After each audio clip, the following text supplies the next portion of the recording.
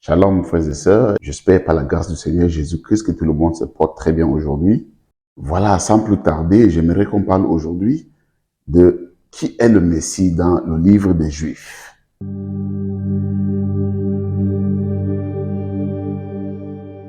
Le livre des Juifs, c'est le Tanakh, les 5 premiers livres de la Bible. Ils appellent la Torah, le Nevi'im.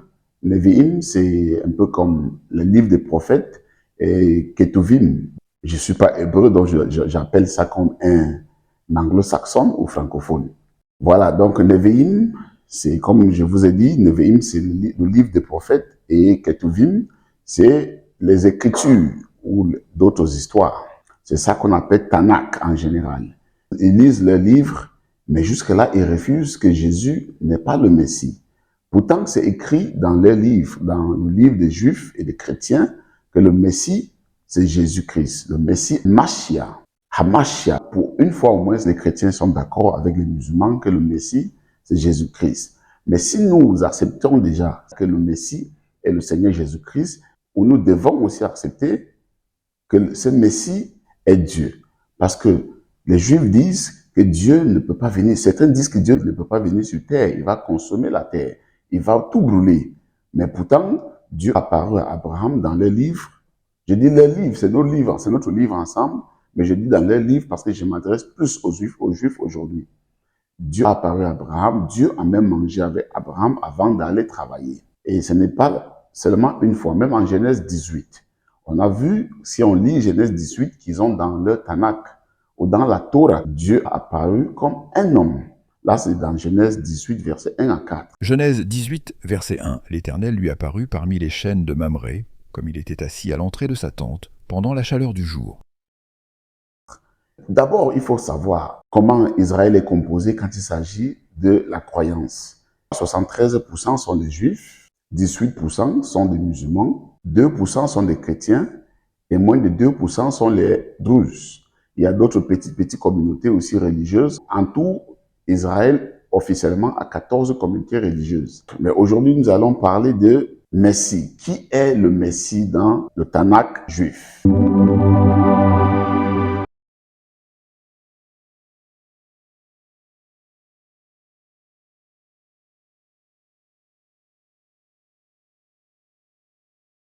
Michée 5, verset 2. Écoutons ensemble. Michée 5, verset 2. Et toi, Bethléem Ephrata, petite entre les milliers de Juda, de toi sortira pour moi celui qui dominera sur Israël et dont l'origine remonte aux temps anciens, au jour de l'éternité. Si vous lisez ça en hébreu, Machia ben David, c'est le Seigneur Jésus-Christ. Au moins, s'il ne croit pas que c'est le Seigneur Jésus-Christ qui est appelé Messie dans ce passage, ça parle de Bethléem. Nous devons accepter au moins, ils doivent aussi accepter que au moins Jésus-Christ est né à Bethléem. Ils ont les objections en disant qu'il y a plusieurs hommes qui étaient nés au moment de Jésus-Christ, mais il n'y a aucun qui est né à Bethléem. C'est ça la différence. Au moins, il y a un seul qui remplit ces critères et c'est Jésus-Christ.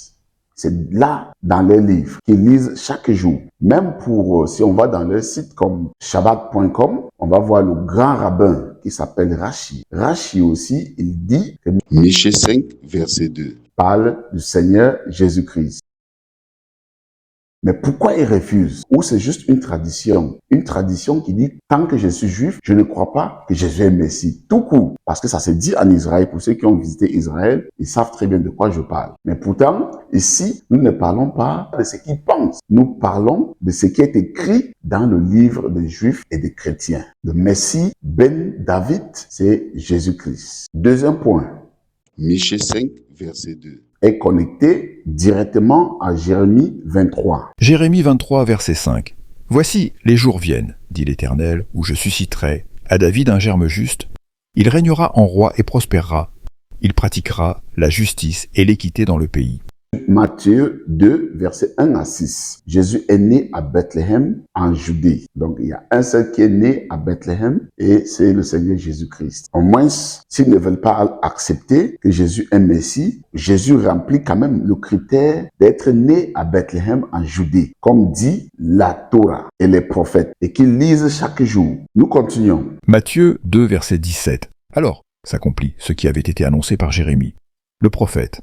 Le roi Hérode avait demandé aux érudites juifs, les olémas. Les olémas, les juifs savent de quoi je parle ici. Tous les olémas d'Israël, il les a demandé à savoir où est-ce que le Messie devait être né. Et les olémas, dont les érudites, les intellectuels, les scribes, ils ont répondu que cet enfant, ce Messie devait être né, donc Machia ben David devait être né à Bethléem en Judée. C'est pour cela qu'ils voulaient tuer tous les bébés de l'époque de Jésus. On invite les Juifs à lire les Tanakh, comme nous le faisons aujourd'hui. Genèse 48, versets 14 à 16. Écoutez. Genèse 48, verset 16. Que l'ange qui m'a délivré de tout mal bénisse ses enfants, qu'ils soient appelés de mon nom et du nom de mes pères, Abraham et Isaac, et qu'ils multiplient en abondance au milieu du pays. Vous écoutez, l'ange bénit. Dans ce verset, l'ange est singulier. Pour ceux qui connaissent la langue hébreu, l'ange ici est singulier et l'ange, c'est lui qui bénit. Mais nous savons très bien que la Bible dit c'est Dieu qui bénit. Mais qui est cet ange aussi qui bénit? Ça veut dire Dieu pouvait apparaître en forme angélique. Et c'est écrit dans le Tanakh, dans la Torah et le Nevi'im des Juifs. Ils appellent l'ange Malak.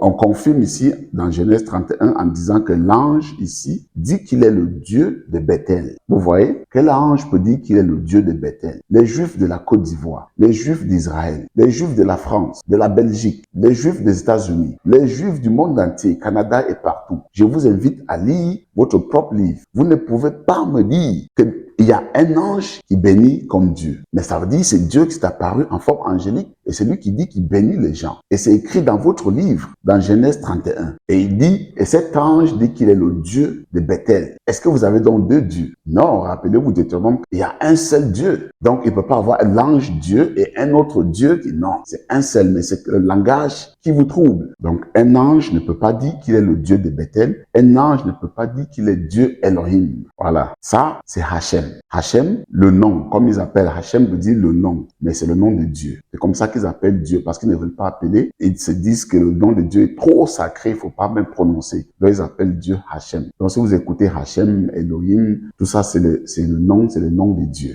Ça veut dire cet ange est co-éternel avec Dieu Tout-Puissant, le Dieu d'Abraham, d'Isaac et de Jacob. Parce que si l'ange bénit, si l'ange dit qu'il est le Dieu de Bethel, ça veut dire qu'il est co-éternel avec Yahweh, Yahweh Elohim. Voilà, ça c'est juste la première partie. On va entrer en profondeur pour montrer la différence entre la pluralité et la singularité.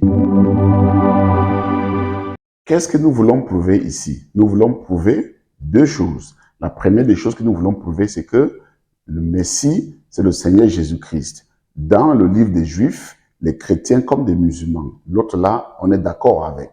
Mais les Juifs ne sont pas d'accord, pourtant c'est écrit dans les livres. C'est de ça que nous faisons sortir. Et deuxième partie, nous allons montrer que c'est Al-Masih ben David, il va s'asseoir sur son trône. Et son trône est où? C'est ça qu'on va voir à la fin. Donc, si on accepte que Al-Masih est Jésus-Christ, à la fin, comme c'est écrit dans les livres, nous devrons aussi accepter que ce Messie, c'est Dieu Tout-Puissant. Exode 23, versets 20 à 21. Écoutons. Exode 23, versets 20-21. Voici, j'envoie un ange devant toi pour te protéger en chemin et pour te faire arriver au lieu que j'ai préparé. Tiens-toi sur tes gardes en sa présence et écoute sa voix. Ne lui résiste point, parce qu'il ne pardonnera pas vos péchés, car mon nom est en lui. Ici, ça nous montre clair que le nom de Dieu peut être incarné dans un corps. Quand vous lisez ces versets, vous comprenez très bien. Le nom de Dieu peut être incarné dans un corps. En tout moment qu'incarné est écrit, ça veut dire la même chose. On voit aussi que l'ange peut pardonner. Voilà l'ange aussi qui peut pardonner le péché. Pourtant, on sait que c'est Dieu seul qui pardonne les péchés. Mais voici l'ange qui pardonne les péchés. Qui est cet ange alors? Que les Juifs nous expliquent. Zacharie 3, versets 3 à 4. Ici, vous voyez Josué dans une vision. Il nous parle encore de l'ange qui pardonne les péchés. Et nous savons qu'il y a un seul qui pardonne les péchés, c'est Hachem. Donc Dieu Tout-Puissant. Mais qui est cet ange qui pardonne aussi les péchés? Si les Juifs sont capables de nous expliquer ça, qui nous explique? En conclusion, cet ange est divin Et c'est Dieu dans une forme angélique. Elohim, capable de pardonner les péchés. Donc, le lexique hébreu nous montre ça clairement et simplement. Et on va entrer en profondeur dans la deuxième partie. Pour terminer, on va lire Exode 21, versets 9 à 11. Exode 24, versets 9 et 11. Moïse monta avec Aaron, Nadab et Abihu et 70 anciens d'Israël. 11. Il n'étendit point sa main sur l'élite des enfants d'Israël. Ils virent Dieu et ils mangèrent et burent. Là, c'est pour montrer que Dieu Tout-Puissant peut venir sur terre à tout moment, qu'il veut. Donc, quand nous disons qu'il est incarné à la personne de Jésus-Christ, ils devons nous comprendre. C'est éparpillé dans leur livre que Dieu Tout-Puissant était venu, il a visité Abraham, il a mangé avec lui, il a rencontré Moïse, mais en quelle forme? S'il vient en forme de gloire qu'il est, il va nous consoler, comme il dit. Donc, il doit se dépouiller de toute sa gloire là pour venir en forme humaine, parfois angélique. C'est ça Hachem. Vous devez le comprendre. Ésaïe 6, verset 1 en conclusion. Ésaïe 6, verset 1. L'année de la mort du roi Osias, je vis le Seigneur assis sur un trône très élevé, et les pans de sa robe remplissaient le temple. Dieu est assis sur le trône. Vous voyez, Dieu est assis sur le trône et Dieu peut être vu. Parce que le prophète dit ici qu'il a vu Dieu assis sur son trône. Et à côté de lui, il y a un autre trône. Donc, il y avait 2 trônes là-bas. Et c'est le Fils de l'homme qui est venu s'asseoir sur ce trône. Le Fils de l'homme, c'est qui? C'est Jésus-Christ. Et il a été adoré. Quand il est venu s'asseoir, il a toute la terre lui a adoré. Donc, si nous acceptons que Jésus-Christ est Messie, Al-Mashia ou Hamashia, vous devrez aussi accepter qu'il est adoré, qu'il a le droit à l'adoration. Et c'est pour cela que nous disons que Jésus est Dieu. C'est écrit dans notre livre et dans votre livre. Mais vous lisez, vous faites semblant de ne pas voir. Si on commence à lire tout l'Ancien Testament, en hébreu ou en français ou en anglais, on verra que partout ça parle de Dieu qui vient en forme angélique, ça parle de Dieu dans un corps. Et Daniel 7, verset 13-14. Je regardais pendant mes visions nocturnes, et voici, sur les nuées des cieux arriva quelqu'un de semblable à un fils de l'homme. Il s'avança vers l'Ancien des jours, et on le fit approcher de lui. 14. On lui donna la domination, la gloire et le règne. Et tous les peuples, les nations, et les hommes de toute langue le servirent. Sa domination est une domination éternelle qui ne passera point, et son règne ne sera jamais détruit. Aucun juif ne peut nous dire le contraire, que ça ne parle pas Jésus-Christ, du Messie. Merci pour votre attention et on va faire une deuxième partie. Ça, c'était juste pour toucher le point et aussi pour faire savoir aux Juifs que nous les voyons. C'est pas parce que nous ne voulons pas parler, mais nous savons très bien qu'ils sont vraiment, ils sont à côté parce que leur rabbin, Rashi, l'un des plus grands, il déclare, il n'est ni chrétien, ni musulman, mais il déclare que Jésus est le Messie, annoncé dans Daniel 7. C'est le Messie annoncé dans Micah 5, verset 2. Si vous voulez, allez lire les commentaires de Rashi dans shabbat.com. Merci, Dieu vous bénisse. À la prochaine vidéo. Shalom à tous. Shalom à mes frères juifs.